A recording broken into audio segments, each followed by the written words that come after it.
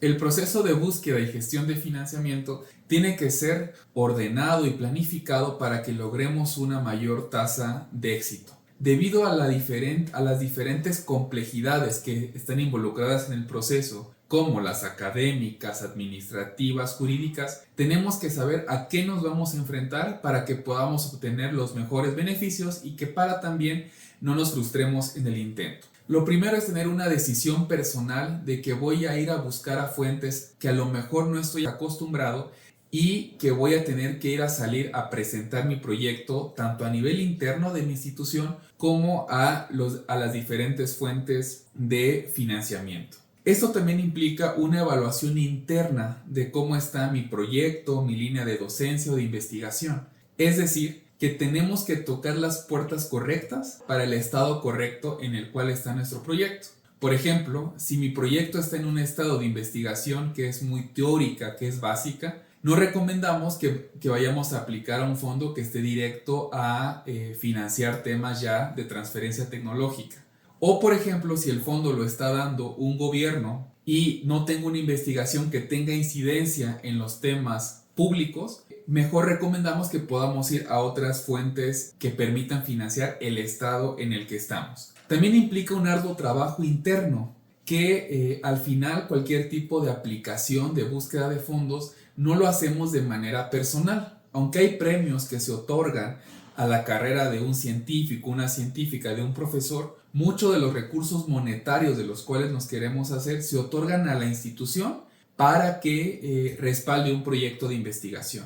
Y esto nos va a tener o nos va a hacer que tejamos una red interna de alianzas para que esto vaya a buen puerto. ¿A qué me refiero? A que podamos notificar a nuestras oficinas de vinculación, de investigación, a las jurídicas, a las administrativas, para que podamos contar con el respaldo institucional. Aunque esto luego puede ser de los procesos mucho más tardados, nos ayuda a que la estructura con la que cuenta la universidad respalde las responsabilidades que vamos a adquirir de nuestro proyecto. También nos implica que tenemos que estudiar el contexto institucional, tanto el interno, del que ya les platiqué, pero también de quien nos va a dar los recursos. Nosotros decimos que conviven siempre las dos burocracias, la burocracia interna y tanto la burocracia de quien está otorgando el recurso. Imagínense, por ejemplo, si un donativo lo da a una fundación que está localizada en Suiza, a veces hasta nos toca que se envíen los convenios vía paquetería al país para que eso se pueda firmar.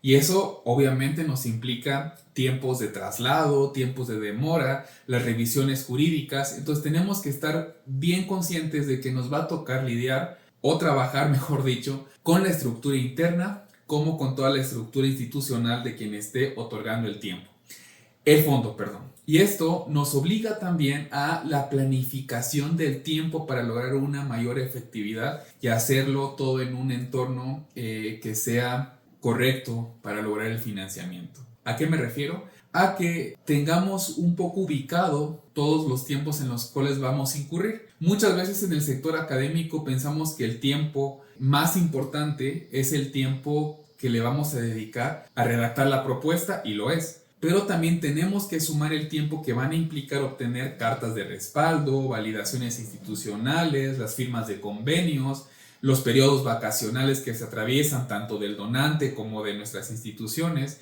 y todo eso sumarlo para saber si estamos a buen tiempo de preparar una aplicación.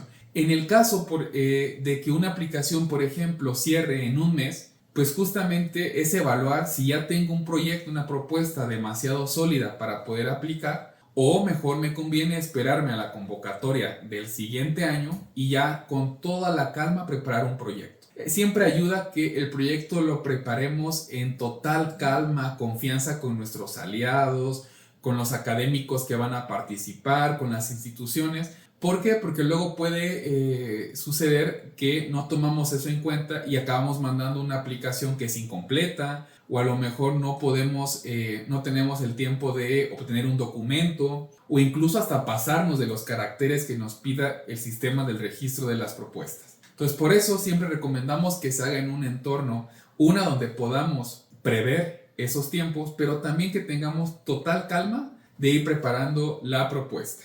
Y también esto nos ayuda o engloba que debemos tener un pensamiento sistémico de lo que implica el financiamiento. Por una parte, nosotros como la parte académica, que es la nuclear. ¿Por qué? Porque es la que va a proponer la innovación, la que va a proponer la investigación, el proyecto robusto, pero también una comprensión integral del proceso de financiamiento que implica las partes jurídicas, administrativas, de comunicación, y eso es importante nosotros tenerlo.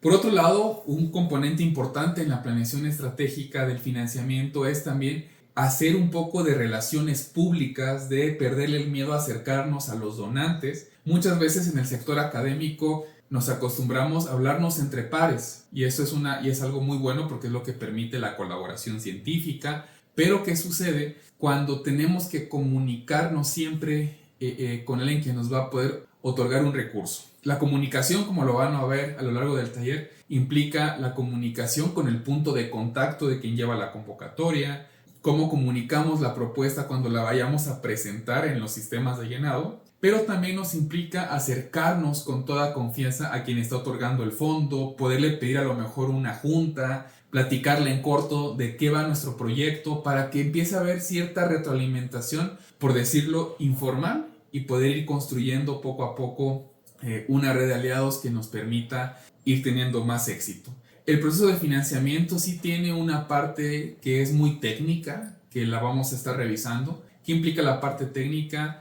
Revisión del presupuesto, de los indicadores, de los riesgos, de la parte científica obviamente, pero también tiene una parte muy social, que es la parte de hacer estas redes tanto internas como con las posibles fuentes de recursos. También dos últimas recomendaciones. Uno es el tema de la salud emocional, de la inteligencia emocional. ¿Por qué? Porque muchas veces vamos a pensar que presentamos el mejor proyecto a la convocatoria adecuada, en el tiempo adecuado, pero que a lo mejor no vamos a resultar seleccionados. Vamos a estar hablando de diferentes tasas de éxito que existen a lo largo de las aplicaciones. Entonces no hay que desanimarnos en el entendido de que un fondo no haya sido pues, benéfico para nosotros. Lo que sí ayuda es que vamos agarrando más experiencia y esos proyectos que a lo mejor no nos aceptan se acaban convirtiendo en anteproyectos que podamos ir combinando para ir presentando a otras convocatorias. Y finalmente, y no menos importante, el tema de la ética. Es que el donante, patrocinador, fondo al cual nosotros queremos aplicar vaya totalmente en línea con la misión de nuestra universidad, con nuestros valores en la línea de investigación, de tal forma que no caigamos en prácticas como el famoso greenwashing, por ejemplo, donde nos apoyan empresas que en pantalla dicen que están apoyando la causa de la sustentabilidad, pero que tienen prácticas que a lo mejor no están en consonancia. Entonces, siempre actuemos con un marco de ética que nos permita completar un buen círculo. Muchas gracias.